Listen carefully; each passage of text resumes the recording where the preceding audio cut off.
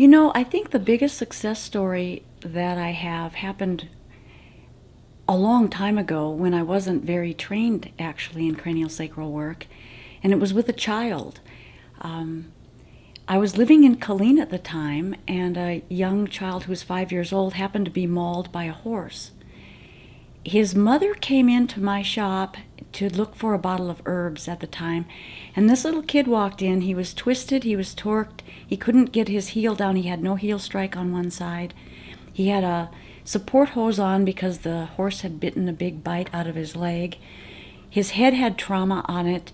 He was very twisted. He was supposed to be going in for Botox shots, and they wanted to do surgery on his back, his hip, and his ankle. And they wanted to put him on all kinds of medications for the trauma, psychologically and all of that kind of stuff.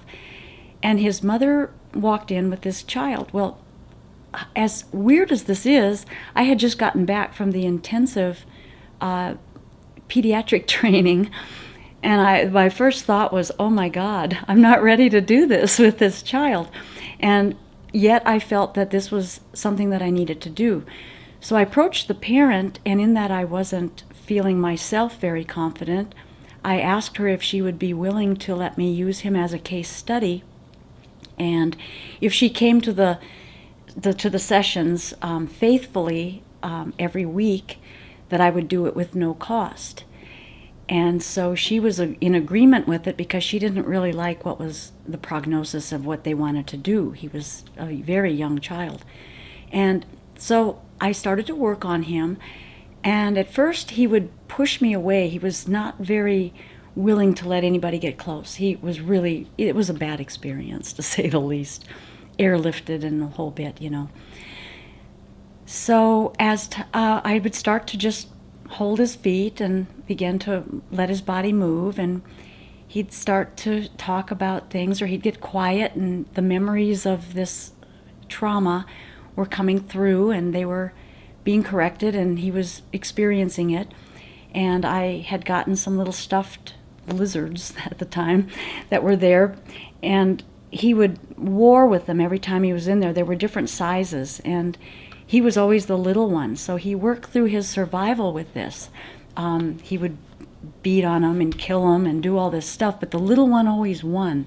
And when he left the room, he had to always have the bigger ones turned back upside down so their belly was up to show that they were dead. And then, of course, when I'd turn them over and he'd come back the next week, he was a little upset they were alive. But anyway, he worked through that, so he got through that. And then his body started to straighten more and more. And that was about the first month that happened. And then the second month, I have a disarticulating skull. At first, he would just throw the little pieces of the skull all over the place. And then he got really fast at putting it together. He'd take it apart, put it together, take it apart. He could put it together faster than I could put it together. And so he was working through that, whatever that was, I guess reorganizing himself into concentrating on things.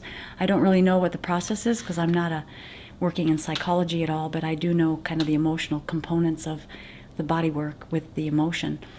And so that was the second month, and by the third month, he was just really fine. He didn't really need to come in a third month. His posture was perfectly straight, but his mother wanted him there for one more month, so I agreed to it.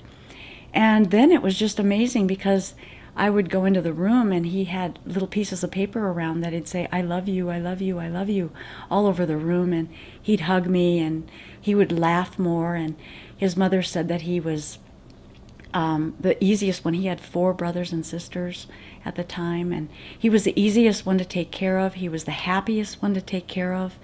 And he had started a little school at that time. I guess it was kindergarten. And he was already playing soccer. He was back playing soccer. And he was one of the best soccer players, plus his grades were excellent. He was just getting really good grades. So for me, that was really something. There was a little write-up in the Austin paper, even though I lived in Colleen, there was a write-up.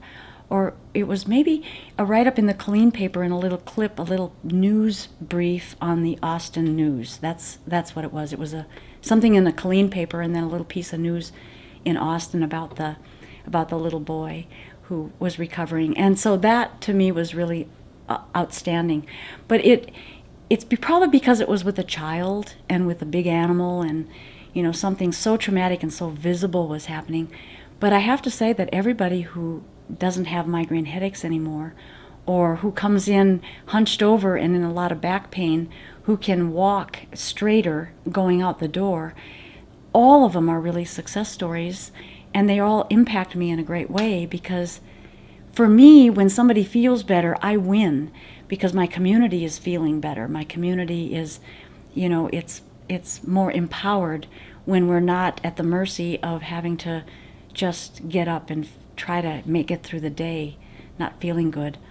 So the little boy, Tyler is his name. I won't tell his last name, but that's the little boy. He's a teenager now, and I did see him when he was about 10, and it was really nice to see him so whole and complete. So that's what I want for the world. I want that for everybody. I really do.